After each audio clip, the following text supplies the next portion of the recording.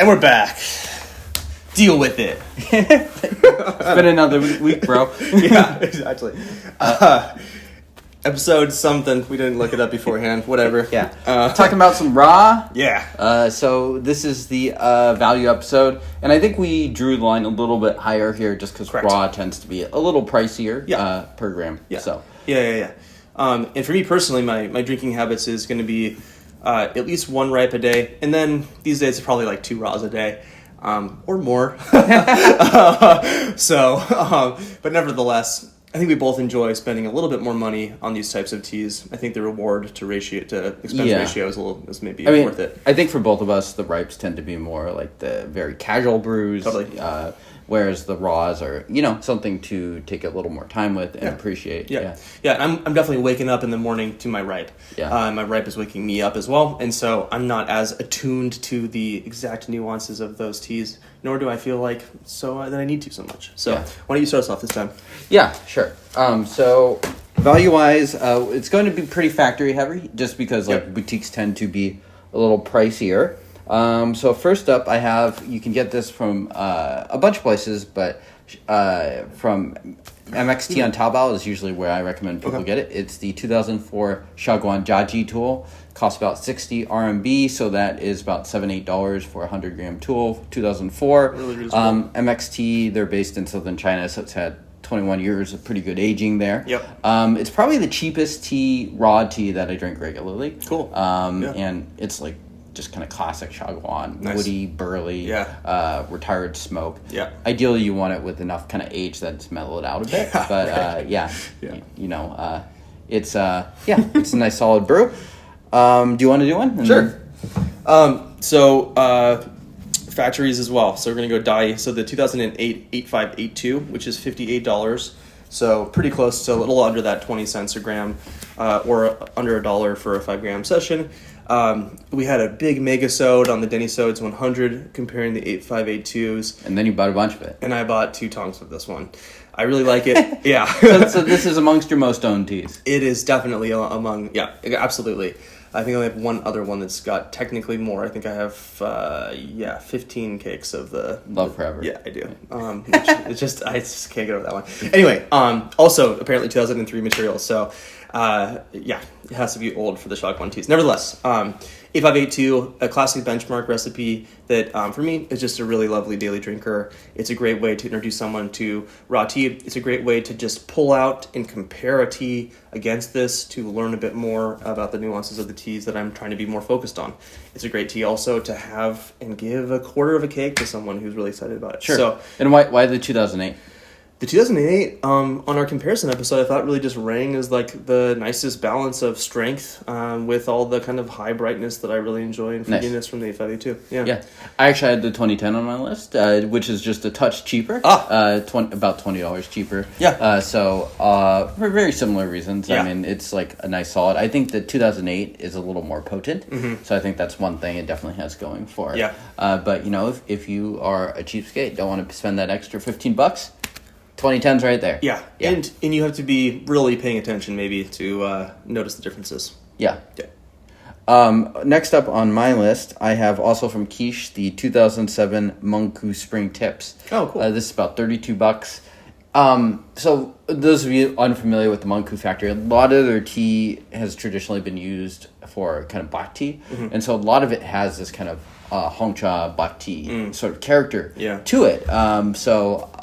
This one is no exception. I've had it a number of different times. It's not one that I personally caked, but it has a nice smoothness, a lot of sweetness, and people are always shocked. They're like, wow, this is $30, or you can sometimes find it even cheaper, like this is $20 for something that's decently aged and pretty, very smooth and easygoing. Yeah. Not one I would necessarily pick to age super long term, but one if you like the character, especially if you're someone partial to kind of like those black tea characters when they come into Pu'erh. It's a pretty solid tea. Awesome. Nice. My next one also... Factory Tea, Zhongcha or CNNP, Factory 2006 Yiwu, the Wild Tree cake. It's $57. It's probably the cheapest Yiwu that's good enough, I think, is what I would sort of categorize it as. I definitely think there's a lot of Yiwu out there that is much better, but it is much more expensive.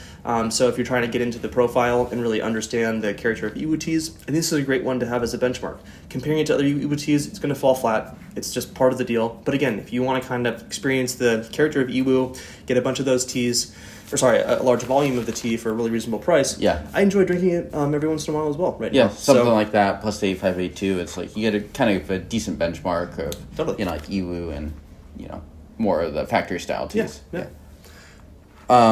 For me, next up I have the Yian raw chunks from 2009. Oh, cool. So this is something to get if you want to get that traditionally stored benchmark. It is $36 for 300 grams, so very cheap. Yeah. This will probably behave a little more like ripe, I think, for most people. Yeah. But I think it's a really important thing to try, just to figure out where kind of your taste lies. Some people are really gonna like this sort of tea, and others less so. So this is like basically chunks of like different cakes from 2009 that they've kind of just pieced together through their storage and stuff. And so it's a good price performer, just kind of a solid tea all around. Heck yeah. Yeah. And then my final one is going to just be the 2003 brown Changtia, which is going to be $69. Very nice, huh? Lucky number. Chinese lucky number. And so it's just kind of, again, another benchmark reference tea. I had it on in a Denny sode with John on the river. We both really enjoyed it. It's really cozy. It's really familiar. It's got a great woodiness to it, nice resin, good basiness to it. Maybe not quite as much on the high end. That's totally fine. In fact, it's kind of what you're looking for with Pu'erh in general. And for 2003 cake, it's really reasonable.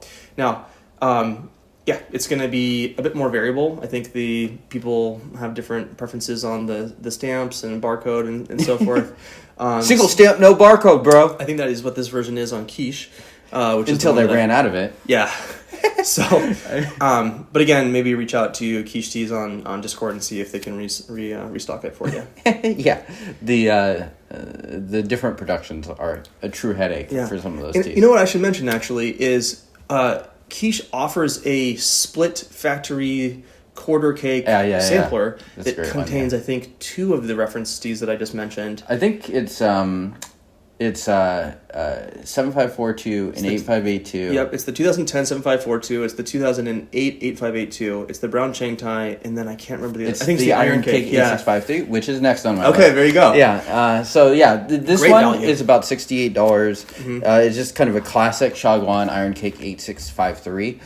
This is a tricky one because unlike the 8582s, where I feel like you can be a little loosey-goosey on which one you're buying, Xiaguan is not quite as consistent, and their batches sometimes will vary quite a bit in quality. So for this one, you want to get something earlier in the year, January, February, March. The Quiche ones, I believe, are something like March. So they're fine. I've tried them. So $68. So we're getting up to that, close to that dollar per session territory, but it's a really good kind of benchmark thing. Kind of provides you kind of what you would expect for a good version of those cakes. A lot of menthol, a lot of sweetness, a lot of that pine wood stuff going on. Classic Xiaguan. I like these teas a little bit more than the Jiaji, but that combination of those two gives you just kind of a great benchmark for Xiaguan. Nice. And then last up, I have one more, the Nanzhao tool. So this is for people that like the softer side of Xiaguan. You could get the 2004 if you really want to be bougie, but the 2011 is a fairly similar tea in my opinion, and that one will set you back something like 10 cents a gram. You can find that from the Jade leaf from Emilio. It's around a lot of places though, so if you want to shop around, you can definitely find it elsewhere as well. Nice. That one is very different. It's kind of one of those Xiaguan and name only teas. It's definitely not rough. It's kind of like if you don't have the money for boutique, then you get Xiaguan's version of boutique. Yeah, and check out James's In Between episode, which is going to, for the Xiaguan and name only episode. I watched it before everyone else did. Haha. And it's really good and helpful for me. So yeah, and I think we nailed a lot of kind of like classic benchmarks, especially on the raw side. I think ripe, you can kind of, it's cheap enough, you can kind of find a lot of tea in those price ranges. From like major factories and stuff. And then don't sleep on Yunnan sourcing and sample away. Try a bunch of different things. It makes sense to buy a lot of tea, or rather affordable tea, if you're going to be drinking it every day regularly. But feel free to kind of play around and find out what character you like. I think we focused a lot on the factory teas because I think they're probably the most reliable, steady benchmarks, sure. and the links we've talked about are not very expensive. Right. But yeah, I mean, you absolutely can kind of go around, especially once you get your feet under you and try out different stuff. Totally. See what you like. Yeah. All right. Comment below. Let us know if this kind of video was useful, helpful for you guys. What would the next version of this be? Let us know. We'll probably make it. Seriously, feedback is great. And send this to your dog's ex-wife. It's Deborah. Rip. All right. Peace. Rip, Deborah. Wu-Tang.